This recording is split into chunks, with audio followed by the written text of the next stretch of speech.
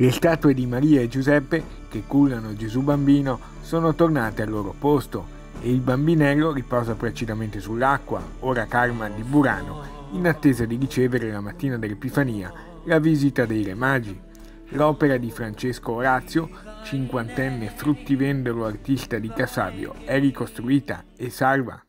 Ecco che mo ricostruito per esempio un'altra volta Pierangelo Nardin qua, che mi dà una mano fradeo e purtroppo dall'ultima mareggiata l'aveva distrutto e l'abbiamo rifatto. Fortunatamente abbiamo perso una decina di statue solo e purtroppo quest'anno era una bella novità per Burano, però col momento del Covid nessuno ha potuto venirlo a apprezzare.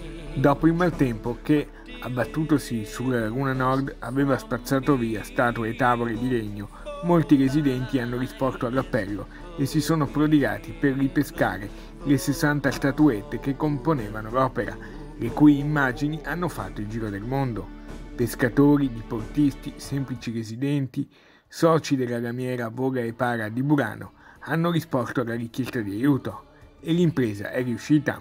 Però ha fatto il giro del mondo lo stesso tramite i media.